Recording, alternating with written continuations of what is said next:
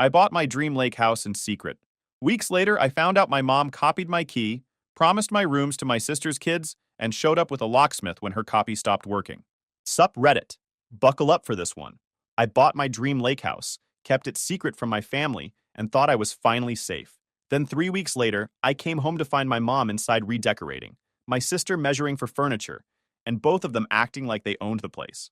Turns out mom copied my key during her bathroom break visit, promised my spare bedrooms to my sister's kids for summer camps, and when I changed the locks, she actually showed up with a locksmith trying to break back in. What followed was the most satisfying scorched earth campaign of my life. But before we get to that beautiful destruction, let me explain how a family can be so toxic that buying property in secret becomes your only option. I'm Blake, 31 male, and the day I bought my freedom, my family tried to steal it right out from under me. Picture this. It's a Tuesday afternoon in early September. I'm coming home from the grocery store, arms full of bags because I'm too stubborn to make 2 trips, when I notice something off about my front door. It's slightly ajar. Not wide open, just cracked enough that I can see movement inside through the gap. My first thought is burglary. My second thought, as I push the door open and see who's inside, is that I wish it had been burglars. At least they'd have the decency to be strangers. My mom, Linda, is standing in my living room, fluffing throw pillows on my new couch that I literally bought 3 days ago and haven't even properly sat on yet. She's rearranging them by color, like she's staging a house for sale. My sister Ashley has a yellow measuring tape stretched wall to wall in what's supposed to be my home office, writing dimensions in a little notebook. They're so focused on their tasks, they don't even notice me at first. That's when the jar of marinara sauce slips from my grocery bag. It hits the white tile floor with a sound like a gunshot, exploding in a perfect circle of red that looks disturbingly like blood spatter at a crime scene. Tomato chunks everywhere, glass shards spreading across the tile in a perfect radius of destruction. Neither of them flinches. They just look up at me like I'm the one who walked into their house uninvited. Blake, perfect timing, Mom says, smoothing down her shirt like she's greeting me at her own dinner party. Ashley and I were just planning the layout. We think the boys' bunk beds should go against this wall, and the girl can have the smaller bedroom with the window seat. It'll be so perfect for summer visits. My brain stutters trying to process what I'm hearing. How did you get in? Ashley holds up a key, my key, the one that was supposed to be uniquely mine, and actually smirks. Mom had a spare made. Good thing too, since you forgot to give us copies. We almost had to break a window. She laughs like this is hilarious. I didn't forget anything. This was intentional, deliberate, and carefully planned. But standing there with marinara sauce pooling around my shoes and the smell of tomatoes and betrayal filling my new house, I realized they'd been planning this invasion long before I ever signed the closing papers. This wasn't spontaneous. This was coordinated. And it was the final straw in a lifetime of boundary violations I'd been too passive to stop. Let me back up and explain how I got here, because this story starts way before the lake house.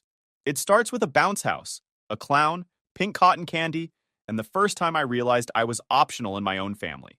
Growing up, I was always the backup kid, the practice run before they figured out how to really love a child, the rough draft before the final version.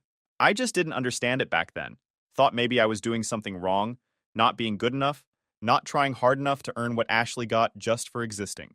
When Ashley turned 5, my parents threw her this massive birthday party that probably cost more than some people's monthly mortgage.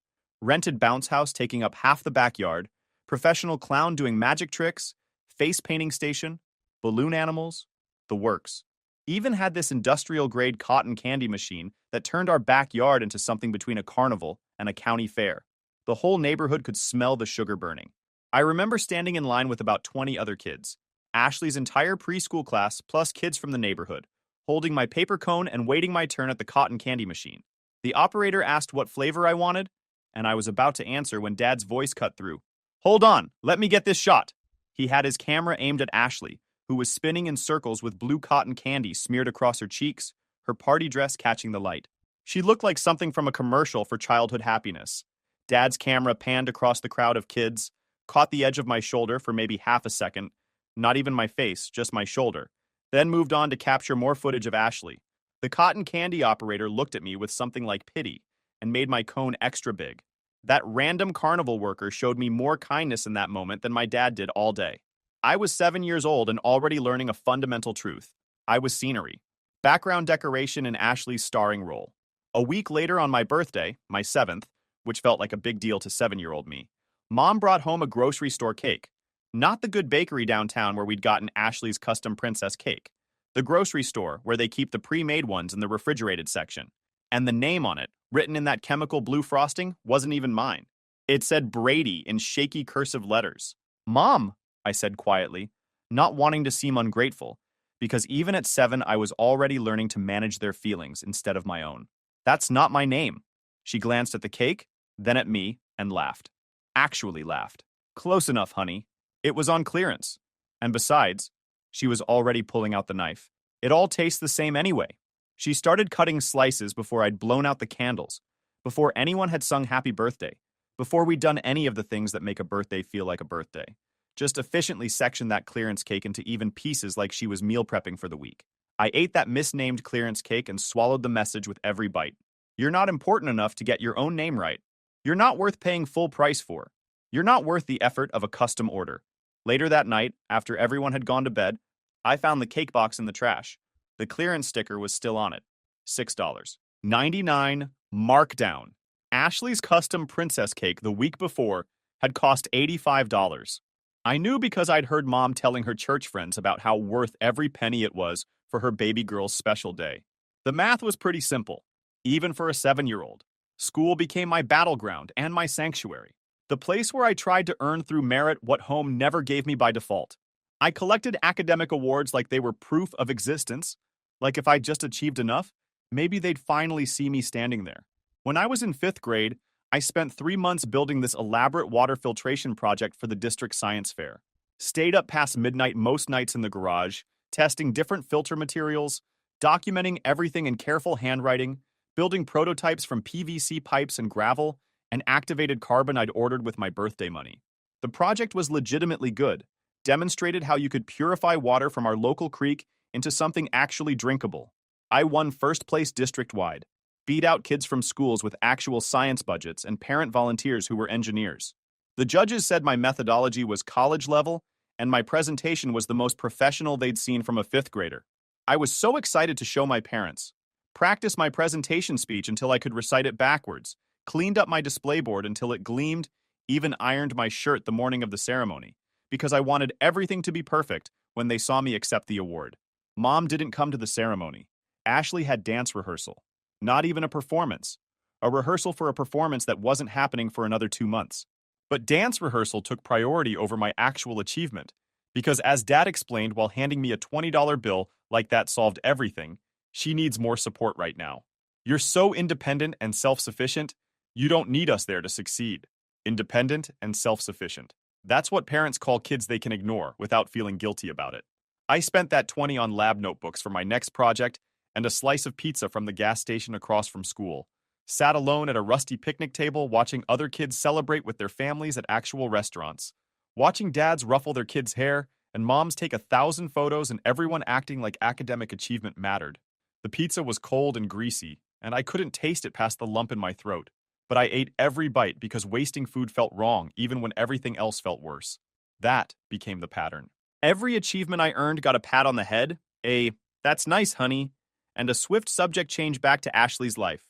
Every minor thing Ashley did, making the JV cheerleading squad after 3 attempts, getting her driver's license on the 3rd try after failing the parallel parking twice, passing her classes with C's that she treated like A's, got celebrated like she'd personally cured diseases and ended world hunger. School became my escape and my proving ground. I collected academic awards like they were proof of existence. When I won the district science fair with a project on water filtration systems, I was so excited to show my parents. Stayed up all night perfecting my presentation board, practiced my speech until I could recite it backwards. Mom didn't come to the ceremony. Ashley had dance rehearsal. She needs more support right now, Dad said, handing me a $20 bill, like that made up for empty seats in the auditorium. You're so independent.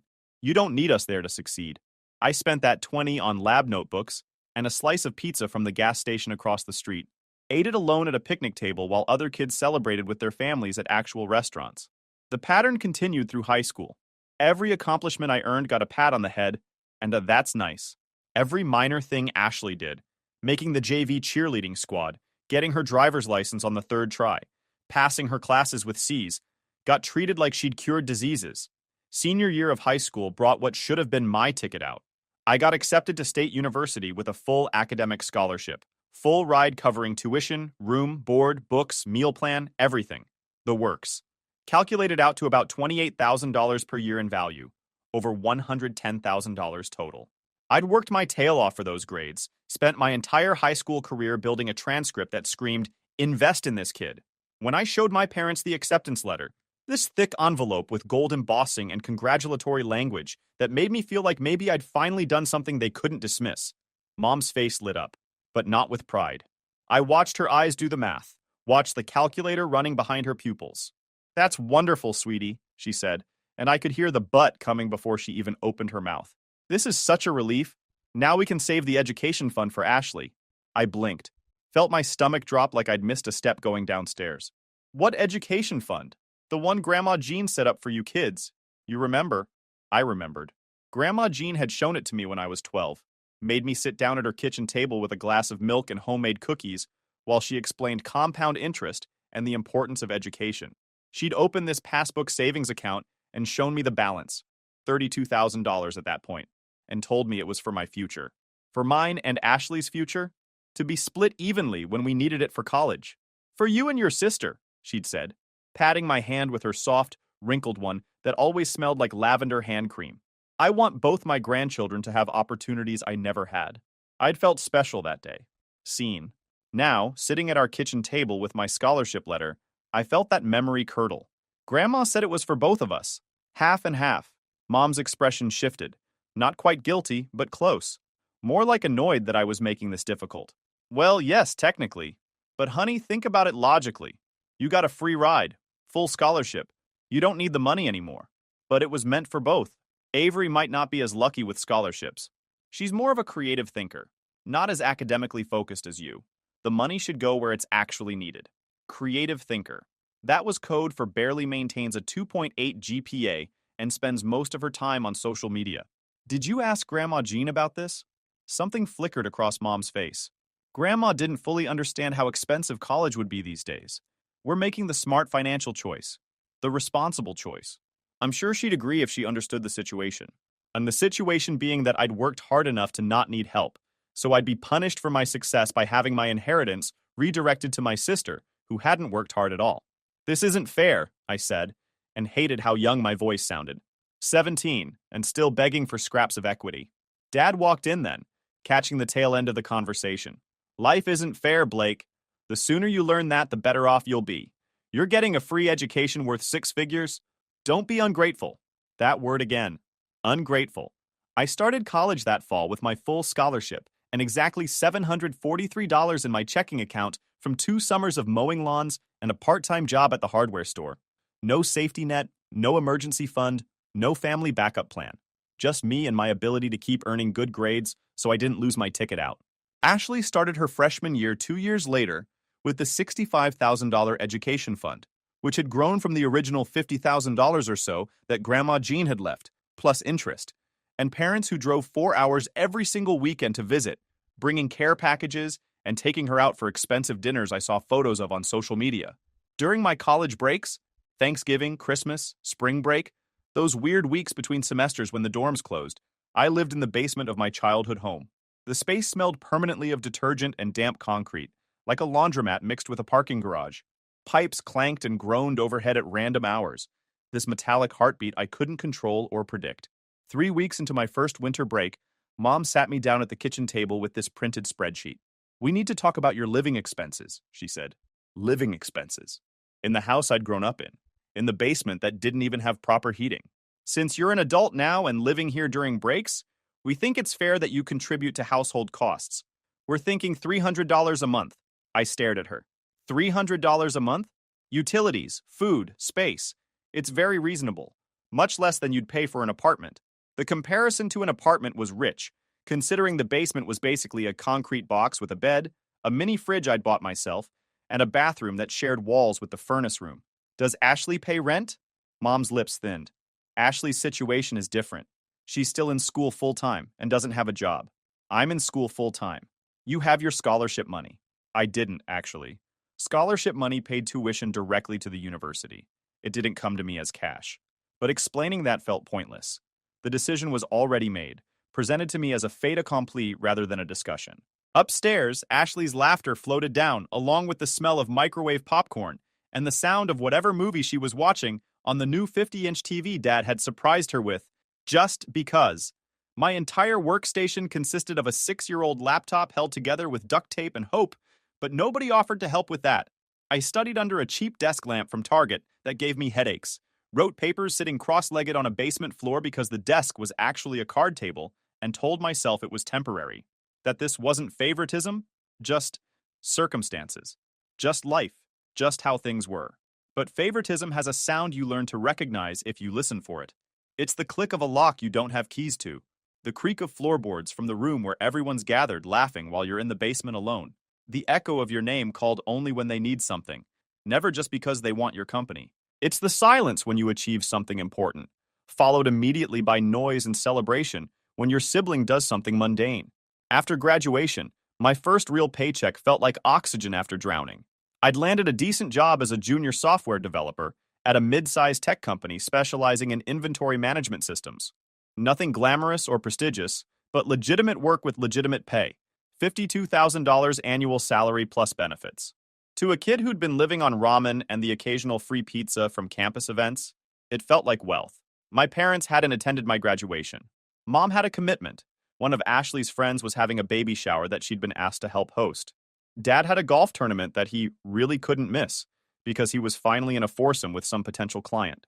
"We're so proud of you, honey," Mom had said over the phone the day before commencement. "We'll celebrate when you get home." We didn't. I got back to an empty house. They were at the baby shower. I ate leftover Chinese food alone in the kitchen and then went job hunting. But that first paycheck 2 weeks later, that felt like proof I existed outside their narrative. Real money I'd earned through skill, not luck, not favoritism, not being someone's favorite child, just competence rewarded. I decided to help out. Sent home $500 with a note. "For household expenses and whatever you guys need. Thanks for everything." Looking back, I don't know what I was thinking. Maybe still trying to earn love through financial contribution. Maybe trying to prove I was grateful despite everything. Maybe just operating on autopilot from years of being told I needed to contribute more. 2 weeks later, Ashley posted vacation photos from Cancun. Crystal blue water, white sand beaches, drinks and coconuts with little umbrellas, her and her college friends posing by an infinity pool. Her caption, "Family support makes dreams possible. So blessed to have parents who believe in me. Grateful, blessed, living my best life." The location tag said, "Dreams Resort Cancun, all inclusive." I sat in my studio apartment, 400 square feet that cost $850 a month and smelled perpetually like the Thai restaurant directly below, and stared at those photos until my phone screen dimmed from inactivity, pulled up the calculator app and did quick math. All-inclusive resort in Cancun for a week during peak spring break season. For Ashley plus, presumably at least one friend, based on the group photos. Minimum $3,000. Probably closer to $5,000 depending on the room and flights. The $500 I'd sent to help with household expenses had funded my sister's vacation, while I was eating discount ramen and calculating if I could afford both internet and electricity that month. That night, I sat on my secondhand couch in my tiny apartment and wrapped Grandma Jean's watch around my wrist. She'd given it to me the summer before she died, called me over to her house and made me sit down in the living room that always smelled like old books and lavender. That night, I sat in my studio apartment, 400 square feet that smelled like the Thai restaurant downstairs, and wrapped Grandma Jean's watch around my wrist. She'd given it to me the summer before she died, told me to know my worth and never settle for less. The second hand ticked steady and cold, like it was counting down to something. Years blurred together after that. Promotions at work, bigger apartments, a car that didn't sound like it was dying every time I started it. But family dinners never changed. Sunday evenings at my parents' house became a ritual of sitting through updates about Ashley's life, her business ventures that never quite launched, her husband Tyler's startup ideas that never materialized, their kids' school activities. When I tried to share something about my work, a major project I'd led, a raise I'd earned, the conversation would shift within 30 seconds. "That's great, honey," Mom would say. "Ashley, tell Blake about the kids' science fair." I became the audience member in someone else's show. Once, Dad actually said, "You're lucky you don't have real responsibilities like Ashley does. Just coding all day and going home. Real responsibilities." Like I wasn't managing a team of 12 developers and a $2 million project budget. I laughed because the alternative was walking out and never coming back. Not yet, anyway. The breaking point came 2 years ago at Thanksgiving. The dining room smelled like burnt gravy and those cinnamon-scented candles Mom bought in bulk. Ashley announced she was pregnant with their third kid. Cheers erupted. Hugs all around. Mom literally cried. Dad opened a bottle of champagne he'd been saving. I congratulated her, genuinely, because regardless of everything else, I don't hate kids, and started clearing dishes like always. Then Mom handed out envelopes. For the new baby, she announced. One to Ashley, one to Tyler, one to their 2 older kids who couldn't even read yet. I waited. Mine never came. You don't need help right now, Mom said casually, scraping cranberry sauce into the trash. You're doing fine. The red streak on the white porcelain looked too much like blood. That night, I went home and scrolled real estate listings until 2 a.m. I didn't know what I was looking for. Just something with walls. My walls. A place where I controlled the locks and nobody could walk in uninvited. 6 months later, I found it. A small white cottage on the north shore of Lake Madison. 2 oak trees out front. Blue shutters faded by sun and weather. A covered porch that wrapped around the front. When I first stepped inside, dust motes floated through the afternoon light like slow-motion confetti. The silence wasn't empty. It was clean. Potential. It feels like yours, Rachel the realtor said, watching my face. She was right, but something in my gut whispered, don't tell them yet. So I didn't. Not until the inspection cleared. Not until I'd signed the papers, and the key was physically in my palm. Even then, I waited another week before showing my parents photos. Cute kitchen, Mom said, barely glancing at her phone. Dad grunted something about plumbing costs. Ashley zoomed in on the photos. 3 bedrooms? Guess the kids can visit all the time now. She said it like a promise. Or a threat. I should have known then. Should have read that sentence for what it was. Notice that my space would become community property the second they decided they wanted it. 2 weeks later, Mom asked to stop by and see the place in person. She showed up alone on a Tuesday afternoon while I was still unpacking boxes. Just want to use the bathroom, she said. 5 minutes. Harmless. Except it wasn't. Fast forward to that moment with marinara sauce on my floor and my mother in my house like she owned it. How did you get that key? I asked again, voice steady despite the rage building in my chest. Mom waved her hand dismissively. I had it copied during my last visit. Just in case of emergencies. What emergency? Well, like today, we needed to take measurements for the kids' furniture. Ashley and Tyler are buying bunk beds for the boys, but we had to make sure they'd fit. My brain struggled to process this. Why would the kids need bunk beds here? Ashley looked at me like I was stupid. For when they stay over. Mom said we could use the spare rooms whenever we need a break. It's perfect. You're at work all day anyway, so the house just sits empty. It's my house. And you have 2 extra bedrooms doing nothing, Mom countered. Don't be selfish, Blake. Family shares. That word. Selfish. The same word they'd used my entire life whenever I wanted something for myself. Selfish to want my name spelled right on a birthday cake. Selfish to ask about the education fund. Selfish to expect them to show up for my achievements. Selfish to own property they couldn't access. I looked at Ashley. Get out, she laughed. You're not serious. Get out of my house now. Mom stepped forward. Blake, don't be dramatic. We're not doing anything wrong. We're family. This is what families do. They help each other. You're trespassing. I didn't give you that key. You had it copied without permission. I'm your mother. I don't need permission. Something in me snapped. Not loud, not dramatic, just a clean break, like a bone that's been cracked for years finally splitting all the way through. Leave, both of you. Now. They tried to argue, but I pulled out my phone. I'm calling the police in 30 seconds if you're still here. They left. But not before Ashley grabbed a photo of the master bedroom and Mom shoved a paper bag into my hand. Pasta sauce for your pantry, she said, like nothing had happened. Since yours just broke. The door closed behind them. I stood in my living room, marinara still pooling on the tile, and started laughing. Hysterical, slightly unhinged laughter that echoed off walls that were mine. Then I called Davis, the lawyer who'd handled my closing. I need to document everything, I told him. And I need to know my options. Start with changing your locks, he said immediately. Today, I called a locksmith. A guy named Jimmy showed up within the hour, took one look at me, and asked if I was okay. Yeah, I said. Just need these changed. All of them. Girlfriend problems? He asked, starting on the front door. Family problems. He nodded like that explained everything. Those are worse. Want deadbolts on these? Yes. And document that you did this work. I might need proof later. Jimmy gave me a look but didn't ask questions. When he finished, I had new keys and a receipt time-stamped and signed. That night, I sat on my porch with my phone and started going through years of text messages, emails, and voicemails. Every casual demand. Every assumption that my space was their space. Every time they treated me like a resource instead of a person. I created folders.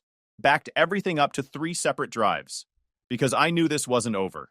They'd been planning to take my house. Now I was planning something else. 3 days later, the pounding started at 7 a.m. I opened the door to find Mom with a locksmith behind her. Different guy from Jimmy. This one looked uncomfortable, like he knew something was off. "My key doesn't work," Mom announced. "We need to get in." "No," I said simply. "Blake, don't be ridiculous. The kids are coming to stay this weekend." "Not in my house, they're not." The locksmith cleared his throat. "Ma'am, is this your property?" "I'm his mother." He's being difficult. "But is your name on the deed?" Silence. "I need to see proof of ownership before I can open these locks," the locksmith said. Mom turned red. "This is absurd. Blake, tell him." "It's my house," I said to the locksmith. "She has no ownership claim and no permission to be here."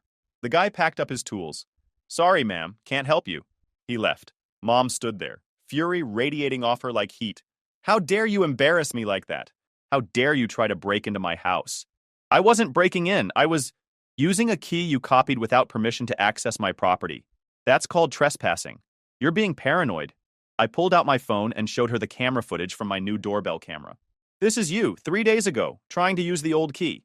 And this is you yesterday, taking measurements through my windows." She'd been caught, but she wasn't backing down. "Fine. If you're going to be like this, we'll just wait until you're at work." I changed the locks, and I installed cameras. Every entrance is covered. You try to enter my house again, and I'm filing charges. You wouldn't. Test me. We stared at each other. 31 years of failed mother-son relationships in one moment. She left without another word. That afternoon, I got a text from Ashley. "Wow, Mom's right. You are being selfish. When did you become such a jerk?" I didn't respond. 2 hours later, Dad called. Dad, he rarely called. This was serious. "Your mother is very upset," he said. "Good. Blake, this is getting out of hand. Just give her a spare key." "What's the big deal?" "The big deal is that she copied my key without asking, promised my house to Ashley's kids, and tried to move in furniture without telling me. That's the big deal. She was trying to help. She was trying to take over." "You always do this," Dad sighed. "You twist things to make yourself the victim. Your mother has done nothing but support you your entire life." I laughed. Actually laughed? "Really? When?" "She raised you, gave you a home." "She gave Ashley a home? I paid rent to live in the basement? That was teaching you responsibility." "Ashley never paid rent." Silence. "This conversation is over," Dad finally said. "But you need to apologize to your mother." "No." "Blake," I hung up. That night I started documenting more. Old bank statements showing the rent I'd paid while living in their basement. The education fund paperwork showing how Grandma Jean's money was supposed to be split. Text messages asking for financial help that turned into Ashley's vacation funds. Patterns. Years of patterns. When I was done, I had a folder 3 inches thick and a plan forming. The thing about quiet people is, we notice everything. Every slight, every dismissal, every time we're told our feelings don't matter. We remember it all. We just don't react immediately. We wait and plan. 2 weeks after the locksmith incident, I scheduled a family dinner. Sent a formal text to Mom, Dad, Ashley, and Tyler. Family meeting at Mom and Dad's house. Saturday at 5 p.m. non-negotiable. Mom called immediately. "What's this about?" "You'll see." Saturday came. I showed up with my 3-inch folder and a recording device that I placed on the coffee table. "What's that?" Ashley asked, eyeing it. "Documentation," I said. "We're going to talk. Really talk. And I want it recorded." Dad frowned. "That's not necessary." "It is for me." We sat. I opened the folder. "Let's start with the lake house," I began. "Mom, you copied my key without permission. You then used that key to access my property, take measurements, and plan to move in your grandkids. Is that correct?" "I was helping." "Yes or no?" She pressed her lips together. "Yes." "Ashley, you knew about this?" My sister shrugged. "Mom said you were fine with it." "Did I ever say that to you directly?" Pause. "No." I pulled out the first document. "This is the deed to my house. You'll notice one name on it. Mine, not yours, not Mom's. Mine. We know that," Tyler muttered. "Good, because what you did is called breaking and entering. Having a copied key doesn't make it legal. It makes it premeditated." Mom stood up. "I'm not listening to this." Sit down, I said, and something in my voice made her freeze. We're not done. I pulled out the next document. This is Grandma Jean's education fund documentation. She established it with clear instructions. Equal split between Ashley and me. Can someone explain why Ashley got all $65,000? Silence. Mom, you had scholarships. You didn't need it. That wasn't your decision to make. It was Grandma's money, and she specified how it should be used. Ancient history, Ashley muttered. Is it? Because this pattern continued. Here's my bank statements from college showing $300 monthly rent I paid to live in the basement. Ashley, did you ever pay rent? She looked away. Here's receipts from family emergencies I contributed to over the years. Want to guess where that money went? I spread out printed bank statements. Ashley's Cancun trip, her new furniture, Tyler's business equipment. Dad finally spoke. You're being vindictive. I'm being clear. For 31 years, you've treated me like an ATM and a second-class family member. I have documentation going back decades, and now you tried to literally take my house. That's not what happened, Mom said weakly. I pressed play on my phone. Dad's voice filled the room, a voicemail from the week before. You ungrateful little punk. Do you know what you've done? Your mother is devastated. We had plans for that house, whether you liked it or not. The recording ended. Whether I liked it or not, I repeated. My house. Your plans. Ashley tried a different approach. Look, we're family. Can't we just… No. I cut her off. We're done. I pulled out the final document. This is a cease and desist letter. You're all named.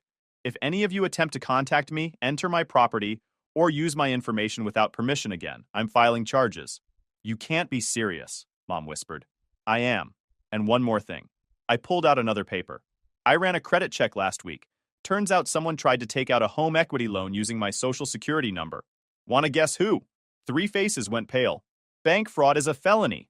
So is identity theft. We were just exploring options, Dad started. Using my identity, without my knowledge. That's a crime. The room went dead silent. I stood up, gathered my documents. Consider this your only warning. Stay away from me, my property, and my life. We're done. Blake, please. Mom reached for my arm. I pulled away. Don't. You had 31 years to treat me like family. You chose differently every single time. I walked to the door. Dad's voice followed me. You walk out now, don't bother coming back. I paused, looked over my shoulder. That's the best offer I've had all year. The door closed behind me. Final, clean. 3 days later, I got a notification. Someone had created a fundraising page. Help the Maddox family. It was Mom. The description claimed I'd stolen their grandmother's house and left them homeless. There was a photo, some random cottage they'd grabbed from the internet, claiming it was theirs. Within hours, extended family members were commenting with sympathies and donations. I called Davis immediately. Screenshot everything, he said.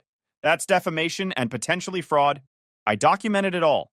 Then, I contacted the fundraising platform with proof that the story was false.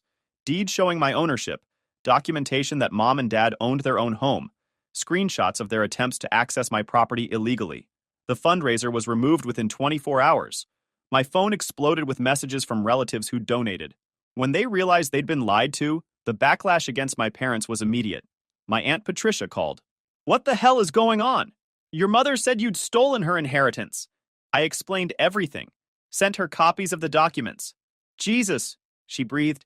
I knew she played favorites, but I didn't know it was this bad. Most people didn't. I kept quiet. Why? Because I thought being quiet made me good. Turns out it just made me easy to use. Patricia was silent for a moment. What are you going to do now? I already did it. I'm done. Moving forward, they don't exist to me. Good. You deserved better. Those 3 words hit harder than I expected.